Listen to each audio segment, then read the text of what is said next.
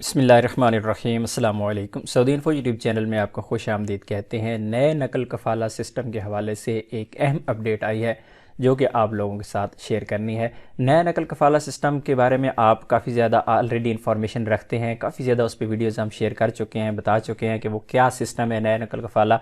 लेकिन अभी उस पर मज़ीद अपडेट आई है और उसमें दो चीज़ें बहुत अहम डिस्कस की गई हैं। एक तो अकामे की ड्यूरेशन के हवाले से कि अकामा 3 महीने का भी लग सकता है नए सिस्टम में, और अकामा की फ़ीस कौन देगा।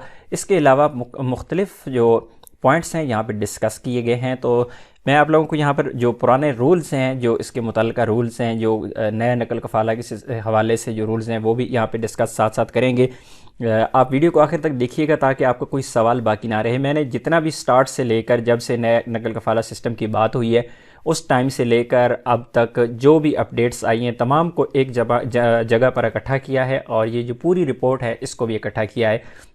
ये कल की डेट में मक्कातुल मुकरमा में एक इजलास हुआ और जिसमें मुख्तलिफ़ कंपनियों के बड़े बड़े जो बिज़नेसमैन और इसके अलावा मुख्तलिफ़ जो गवर्नमेंट के इदारों के सरबराहान हैं, वज़ारतुल अमल के जो लोग हैं, उन्होंने भी इसमें शिरकत की और मुख्तलिफ़ किस्म की यहाँ पर पेशरफ्त हुई है। यहाँ पर ब्रीफिंग दी गई, जो बिज़नेसमैन वहाँ पर मौजूद थे, कंपनियों के लोग मौजूद थे, उनको ब्रीफिंग दे दी गई कि 14 मार्च को क्या होने जा रहा है।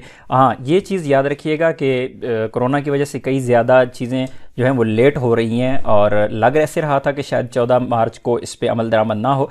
लेकिन वज़ारतुल अमल के जो वकील हैं उन्होंने जब यहाँ पर शिरकत की है तो उन्होंने इस पर फिर एक बार फिर कहा है कि हम 14 मार्च को इस पर अमल दरामद इंशाल्लाह करवाएंगे और 14 मार्च तक ये कानून लागू हो जाएगा। तो ये एक अच्छी चीज़ एक सामने आई है। उसके बाद वही पुराना जो पॉइंट है वो भी डिस्कस हुआ कि खरूज नहाई या छुट्टी जाना है आपने, तो आप छुट्टी खुद जा सकते हैं, अपनी छुट्टी खरूज ओहदा खुद लगा सकते हैं, आप अपना खरूज नहाई खुद लगा सकते हैं। खरूज ओहदा जो है वो अगर आपने लगाना है तो आपने अगर किसी कंपनी से छुट्टी जाना है, आप अपने कॉन्ट्रैक्ट के दौरान अगर आपने जाना है तो ऐसी सूरत में आपको 30 दिन पहले अपनी कफ़ील या कंपनी को आगाह करना होगा और उसके बाद आप अपनी छुट्टी लगा के जा सकते हैं। ये पॉइंट्स ऑलरेडी डिस्कस हो चुके हैं। उसके बाद जब पॉइंट है कि अगर आप नई कंपनी में जाना चाहते हैं, जब आपका कॉन्ट्रैक्ट एक कंपनी के साथ ख़त्म होता है तो दूसरी कंपनी के साथ आप कॉन्ट्रैक्ट कर सकते हैं बग़ैर जो पहला कफ़ील है उसकी अप्रूवल के। उसको बताने की ज़रूरत ही नहीं है। जब आपका कॉन्ट्रैक्ट जो आपका साल का है, 2 साल का भी, जितना भी आपका कॉन्ट्रैक्ट है, जब कॉन्ट्रैक्ट ख़त्म होगा आपका तो नई कंपनी में आप अपना जो कॉन्ट्रैक्ट है वो कर सकेंगे। इसी तरह जो आमिल है, जो आप हैं, यानी आप पर किसी भी किस्म की कोई सफरी पाबंदी नहीं लगाई जा सकती। आपका कफ़ील या आपकी कंपनी आप पर कोई भी सफरी पाबंदी नहीं लगा सकता। आप अपनी मर्ज़ी से जब चाहें सफ़र कर पाएंगे। एमरजेंसी छुट्टी ज़ाहिर है लेबर लॉ के मुताबिक, कई लोग मुझसे ये सवाल करेंगे कि भाई जब हमने कफ़ील की मर्ज़ी के बगैर या कंपनी की मर्ज़ी के बगैर तो हमें छुट्टी नहीं मिलनी, हमें तो 30 दिन पहले आगाह करना है कंपनी को, तो वो एक रेगुलर छुट्टी है। लेकिन अगर आपको एमरजेंसी है तो एमरजेंसी में मुख्तलिफ़ कैटेगरीज़ हैं एमरजेंसी छुट्टी की। उसमें अल्लाह ना करे किसी की फौतगी होगी, उसको कितने दिन की छुट्टी मिलती है, अगर आपकी शादी है आपको वो उसकी कितनी छुट्टी मिलती है, इस तरह की मुख्तलिफ़ कैटेगरीज़ हैं। उस पर ऑलरेडी हम एक डिटेल वीडियो बना चुके हैं कि आपको जो एमरजेंसी छुट्टी है सऊदी लेबर लॉ के मुताबिक कितनी छुट्टी आपको मिल सकती है, क्या उसका तरीका होता है। बहरहाल वो एक अलहदा टॉपिक है, उस पर हम इस वक्त हम कवर नहीं करने जा रहे। वो एक अलहदा इशू है, आपका एमरजेंसी छुट्टी भी अलाउ होगी। उसके बाद अकामा की जो फ़ीस है, यहाँ पर बहुत अहम चीज़ डिस्कस की गई है। अकामा की फ़ीस पर नज़रसानी की जा रही है क्योंकि कंपनियाँ, ज़ाहिर है ये चीज़ें जो नई आ रही हैं कंपनी के लिए काफ़ी तकलीफ़ देह होंगी। जो कंपनियां बग़ैर मर्ज़ी के, कंपनी की मर्ज़ी के बगैर नकल कफ़ाला हो जाएगा, आप अपनी मर्ज़ी से छुट्टी लगा सकते हैं, आप खरूज नहाई लगा सकते हैं। तो ज़ाहिर है जो कंपनियां हैं, जो बिज़नेसमैन है, उसका तो इसमें नुकसान है।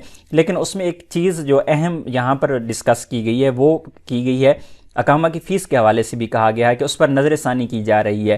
तो नज़रसानी से मुराद ज़ाहिर है बिज़नेसमैन, जो कंपनियों के मालकान या इस तरह के लोग सामने बैठे थे, उन्हें नज़रसानी का कहा गया। तो ज़ाहिर है उसमें कुछ ना कुछ फ़ीस में कमी ही आएगी, ज़्यादा तो नहीं होगी। ज़ाहिर है उनको ऐसी चीज़ तो नहीं बतानी थी कि यहाँ पर हम ज़्यादा करने जा रहे हैं, आप लोगों के बर्डन बढ़ाएंगे, बल्कि उनको फैसिलिटेट किया जाएगा।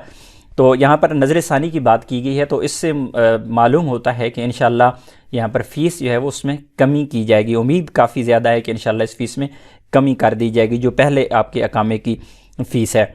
उसके बाद यहाँ पर 3 महीने के अकामे का जिक्र किया गया है कि चाहे तो 3 महीने का अकामा बनवा लें।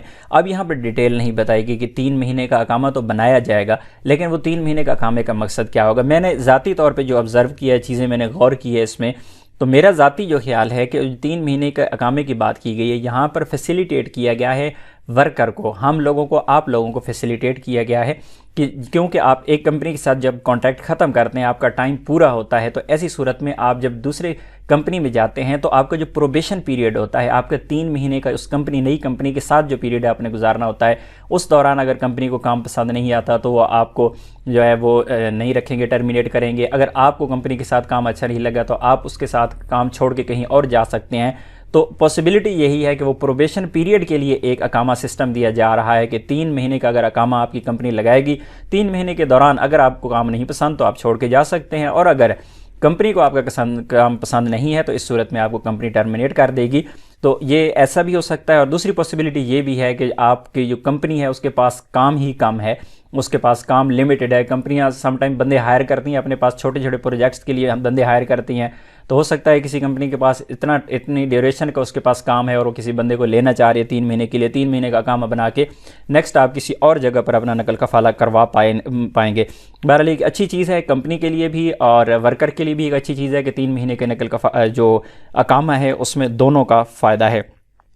उसके बाद मुकाबिल माली के बारे में आप लोगों को बताता चलो। जो अकामे के हवाले से यहाँ पे फ़ीस की बात की गई है कि उसमें नज़रसानी भी की जा रही है और 3 महीने का अकामा भी बना पाएंगे। और दूसरा, जो इससे पहले जो 2-3 दिन पहले एक वीडियो में अपलोड कर चुका हूँ जिसमें डिटेल बता चुका हूँ कि जो वजारत इक़्तिसादिया है उनसे रिपोर्ट तलब की गई है मजलिस की जानिब से, मजलिस शूरा की जानिब से, क्योंकि जब टैक्स लगा था, मुराफिकीन टैक्स लगा था, तो उस वक्त से लेकर अब तक सऊदी अरेबिया में जितना भी स्टडी किया गया अभी तक, और जितने भी मुआशियात के माहिरीन हैं, जितने भी अरब मीडिया पे लोग काम करने वाले, अरब मीडिया पे जो इक़्तिसादियात के माहिरीन हैं, उनके मुताबिक सऊदी अरेबिया को मुराफिकीन टैक्स लगाने की वजह से एक मईशत में नुकसान हुआ है।